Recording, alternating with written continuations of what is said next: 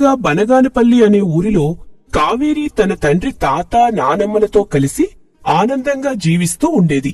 ఆ కుటుంబం పూర్తిగా వ్యవసాయం మీదే ఆధారపడి జీవిస్తూ ఉండేది. అలా ఉండగా ఒకరోజు వాళ్ల పొలంలో అందరూ కలిసి నాట్లు వేస్తూ ఉండగా, ఏ యాదమ్మా, మీ మనవరాలికి పెళ్లి చేసేయవేటే ఇంకా? ఏమి ఎంకాయమ్మా, ఊడుపు ఊడటానికి వచ్చిందానివి పని చూసుకోకుండా నా పెళ్లి గురించి ఎందుకే నీకు? ఏమి పెళ్లి చేసుకోకుండా ఇట్టాగే తాతమ్మ నాన్నమ్మ అంటూ వాళ్ళు ముడ్డి చుట్టూ తిరుగుతూనే ఉంటావా ఏడే? ఇప్పుడు దానికి ఏమంత వయసు అయిపోయిందని ఎంకాయమ్మా? బాగుందయ్యా సంబడం. దీని తోటోళ్ళకి ఒక పిల్ల సంకలో ఒక పిల్ల కడుపులో ఉన్నారు తెలుసా?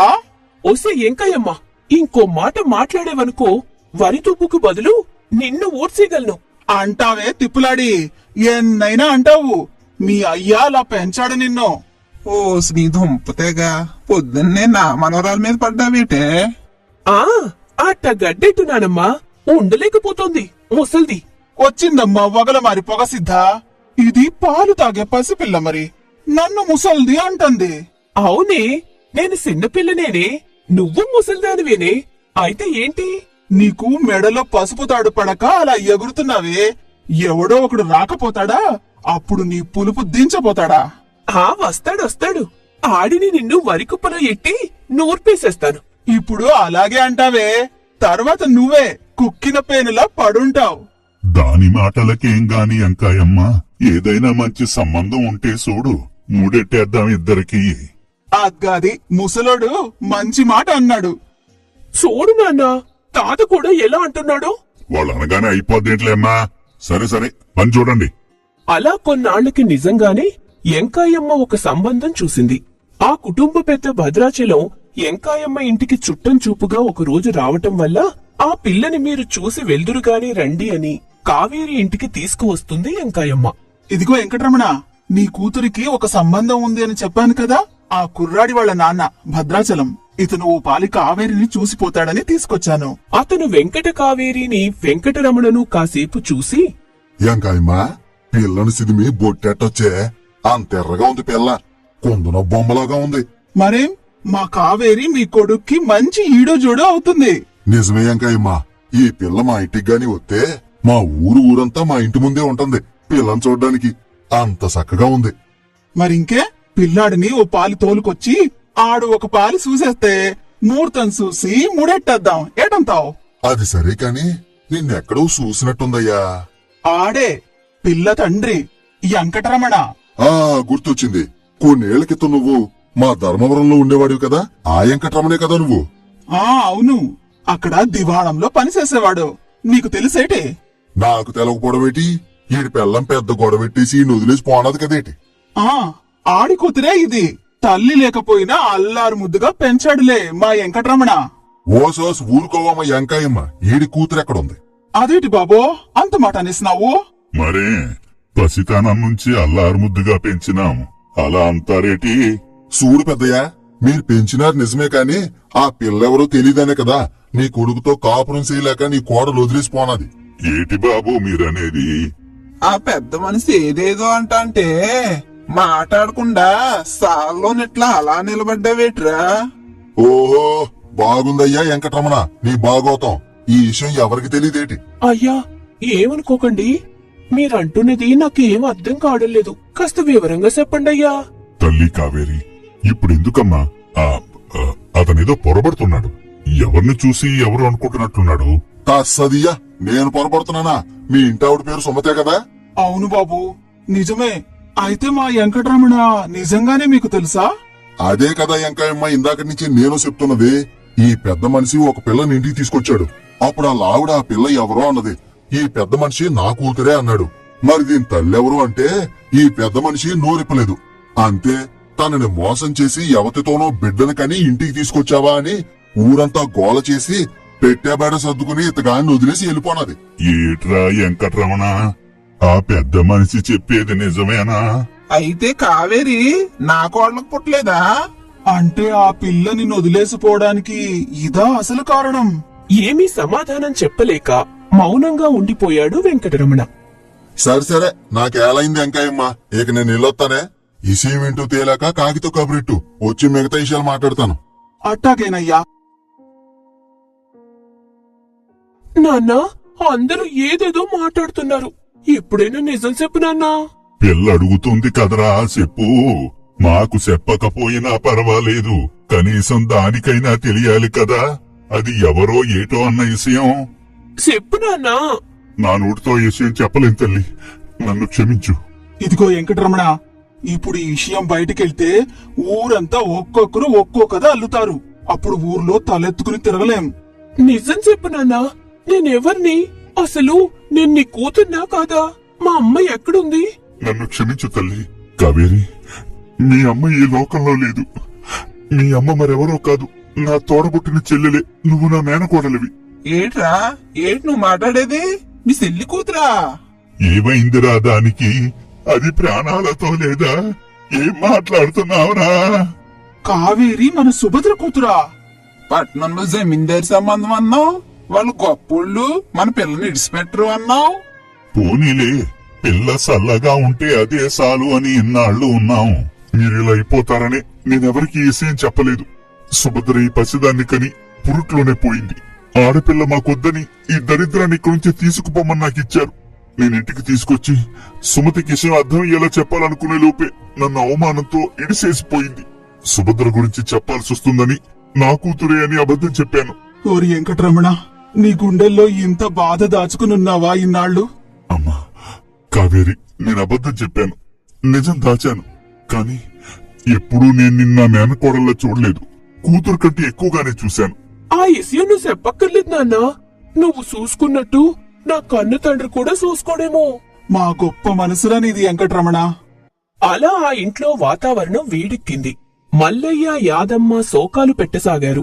అలా ఉండగా కొన్నాళ్లకి ఇంటి ముందు చెట్టు కింద కూర్చున్న కావేరి దగ్గరికి ఎంకాయమ్మ వచ్చి, ఏటే కావేరి, అలా కూసున్నావు? ఇయాల పొలంకెళ్ళలేదా? ఎల్లలేదులే కాని నువ్వేటి ఇలా దిగబడ్డావు? హా, నీకోసమే దిగబడ్డానే సుప్పనాది సున్నపుతిగా. మరింకే ఎలగబెట్టు. ఏం మోసుకొచ్చావో నారదమునిలాగా. చెప్తానులే గాని నువ్వేటే రోజు రోజుకి సిక్కిపోతున్నావు. ఆ సక్కనమ్మ సిక్కిన అందవేనే ముసలి. అంటావే అంటావ్, ఎన్నైనా అంటావ్, నీకలా సాగుతోందే. ఇంతకీ ఇష్యూ ఏటో చెప్పవే. హా, నీ మొగుడు ఆడి చుట్టాలు నిన్ను చూడడానికి వస్తున్నారట. రేపొద్దుగాల స్నానం చేసి ఏవో 2 పిండి వంటలు చేసుంచు. అన్నీ అయిపోతే రేపు సందేళకల్లా లగ్గాలెట్టేసుకుని వెళ్ళిపోతారు. ఏమి ఎంకయ్యమ్మ, ఎప్పుడెప్పుడు నన్ను ఈ ఊరు నుంచి తరివేయాలా అని కంకణం కట్టుకున్నావేటే? ఎప్పుడు చూసినా పెళ్లి పెళ్లి అంటావు. ఒక ఈడొచ్చినాక చేసుకోవాలే. ఇలా ఒంటికాయ సొంటి కొమ్ములాగా ఎన్నాళ్ళుంటారేటి? మంచి ఊపు మీదున్నావు. ఆ పెళ్లిదు నువ్వు చేసుకోయే, సరదా తీరిపోతి. నాకు చేసుకోవాలనే ఉండే కాని ఇప్పుడు నన్ను ఎవడు చేసుకుంటాడు చెప్పు? నీ హోసి నీ సిక్కు శివడా, ఏం మెలికలు తిరుగుతున్నావే. సరే, నేనెళ్ళొత్తాను. ఇప్పుడు నేను పెళ్లి చేసుకుని వెళ్ళిపోతే మా నాన్న నానమ్మ తాతని ఎవరు చూసుకుంటారు? వాళ్ళిద్దరూ ముసలోళ్ళైపోయారు. మా నాన్నేమో నా కోసం ఇన్నాళ్ళు అన్నిటినీ వదిలేసి ఒంటరిగా బతికాడు. ఇక మీదటైనా ఆయన కోల్పోయిన తన సంతోషాన్ని తనకి తిరిగి ఇవ్వాలి. అలాగే ఈ ముసలి వయసులో వాళ్ళని చూసుకోవడానికి ఒక ఆసరా కూడా కావాలి. అలా అనుకుని సుమతి ఉంటున్న గ్రామానికి బయలుదేరింది కావేరి. అలా కాసేపటికి సుమతి ఇంటికి చేరుకుంది. ఇంటి బయట పని చేసుకుంటున్న సుమతి దగ్గరికి వచ్చి, అమ్మా, ఎవరమ్మా నువ్వు? నేను నీ కూతురు కావేరిని. నా కూతురా? కావేరినా? ఏంటి ఎకసెక్కలా? కాదమ్మా, నిజంగా నేను నీ కూతుర్ని. ఎవతివే నువ్వు నా ఇంటి ముందుకొచ్చి నువ్వే నా తల్లి నేనే నీ కూతురు అంటున్నావు? గోబలు ఓసిపోగలవు. ఇంకోసారా కోత కూసావంటే నేను చెప్పేదినమ్మా. ఎవరితే నీకమ్మా? అమ్మ లేదు బొమ్మ లేదు, పోవే ఇక్కడి నుంచి. నేను వెంకట్రమణ కూతుర్ని. ఎలగెలగా నన్ను మోసం చేసి నా జీవితంతో ఆడుకొని ఇంకో దాంతో కులికి కూతుర్ని కన్నాడు. ఆ పోరం బొగ్గాడి కూతురువా నువ్వు? లేదమ్మా, మీరు తప్పుగా అర్థం చేసుకున్నారు. మా నాన్న మిమ్మల్ని మోసం చేయలేదు. నేనే అందర్నీ తప్పుగా అర్థం చేసుకుంటాను. నేనేమో ఎదమో పదమో తెలియని మనిషిని. మీ అయ్యేమో ఏ మోసమో చెయ్యని శుద్ధపోసా. ఎల్లెల్లవమ్మా, నా మాటినమ్మా ఒక్కసారి. ఇదిగో పిల్ల, ఇంకో పాల అమ్మాకిమ్మా అన్నావనుకో నా చెయ్యచ్చు నీ శంప మీద అడిపోద్ది. ఏటనుకుంటున్నావు? అలా అని చెప్పి విసురుగా ఇంటి లోపలికి వెళ్లిపోతుంది సుమతి. అమ్మ నువ్వు బయటకొచ్చే వరకు, నేను చెప్పేది పూర్తిగా వినే వరకు నేనేడు నుంచి కదిలేదే లేదు. కదులుతావో కదలవో, కట్టె పొలలాగా నిలబడతావో నీ ఇష్టం. నీ సావు నువ్వు సావు. అలా కావేరి అక్కడే నిలబడి ఉంటుంది. అలా మధ్యాహ్నం అవుతుంది. సూర్యుడు నడినెత్తి మీదకి వస్తాడు. అయినా కావేరి కదలకుండా ఆ ఎండలో అలాగే నిల్చుంటుంది. సాయంత్రం అవుతుంది. మెల్లగా చీకటి పడుతుంది. అప్పుడే మేఘాలు అలుముకొని పెద్ద గాలివాన పడుతుంది. అయినా ఆ వర్షంలో, ఆ చీకటిలో కావేరి అలాగే నిల్చుని ఉంటుంది. కిటికీలో నుండి చూసి ఏమీ పట్టనట్టు వెళ్లిపోతుంది సుమతి. మరుసటి రోజు ఉదయం సుమతి బయటకు వచ్చేసరికి కావేరి అలాగే వణుకుతూ నిల్చుని ఉంటుంది. అది చూసి బాధనిపించిన సుమతి, ఎవరే తల్లి నువ్వు? ఎల్లిపోవే మీ ఇంటికి. నేను నీ తల్లిని కాదు. నువ్వు నాకు పుట్టలేదు. నీ తల్లి ఎవరో వెళ్లి మీ అయ్యని అడుగు పో. ఇలా నా ఇంటి ముందుకొచ్చి నిల్చోకు. నేనెవరి కూతుర్నో నాకు తెలుసమ్మా. తెలుసా? పోన్లే, ఇన్నాళ్ళకి నిజం చెప్పాడా మీ అయ్యా? మరింకే ఎవత్తి కన్నదో దాని దగ్గరికే పోకపోయావా? నా దగ్గరకొచ్చి ఎందుకిలా దిష్టిబొమ్మలా నిల్చున్నావు? నన్ను కన్న తల్లి నేను పుట్టిన మరుక్షణమే చనిపోయిందమ్మా. ఏంటే ఏంటే పిల్ల నువ్వు మాట్లాడేది? మళ్ళీ ఇదో కొత్త కదా ఏంటి? కథ కాదమ్మా, నా తల్లి మరెవరూ కాదు, సుభద్రనే. ఏంటి, నువ్వు మా సుభద్ర కూతురువా? సుభద్ర చనిపోయిందా? అవును. ఏంటి నువ్వు చెప్పేది నిజమా? అవును నిజమేనమ్మా అని అప్పటి వరకు జరిగిన విషయం అంతా చెబుతుంది. దాంతో తాను చేసిన తప్పేంటో తెలుసుకున్న సుమతి వలవలా ఏడ్చుకుంటూ పరుగు పరుగున కావేరీతో కలిసి ఇంటికి చేరుకుంది. అప్పటికే కావేరి కనిపించకపోవడంతో కంగారు పడుతున్న వాళ్ళిద్దరినీ చూసి కుదుటపడతారు. ఏవయ్యా, నీ చేతిలో ఉన్నది సుభద్ర కూతురని ఒక్క మాట చెప్పుంటే ఈ రోజు మన జీవితాలు ఇలా ఉండేవి కాదు కదా. నేను చెప్పేది వినే పరిస్థితుల్లో నువ్వు లేవు. నిజం చెప్పే పరిస్థితుల్లో నేను లేను. అప్పుడే నిజం చెప్పుంటే ఇన్నాళ్ళు దూరంగా ఉండేవాళ్ళం కాదు కదయ్యా. నిజం చెప్తే ఆ పసికందు నువ్వు స్వీకరిస్తావో లేదో అన్న భయం ఒకవైపు, ఆ పసికందు ఎవరన్నది చెప్పాలంటే సుభద్ర చనిపోయిందన్న విషయం ఎక్కడ చెప్పాల్సి వస్తుందో అన్న భయం మరోవైపు. అందుకే నేను నోరు విప్పలేకపోయాను. ఆ రోజే నిజం చెప్పుంటే ఈ పాటికి మనకు ఇంత కూతురో కొడుకో ఉండేవాళ్ళు. ఇప్పుడు మాత్రం ఏమైంది సుమతి? కావేరి కూడా మీ కూతురే కదా. అసలే ఈ సుప్పనాథికి పెళ్లి కుదిరింది. దగ్గరుండి ఇద్దరూ పెళ్లి చెయ్యండి. అలా నవ్వులు పువ్వుల మధ్య కావేరి పెళ్లి జరిగింది. అందరూ ఆనందంగా ఉన్నారు.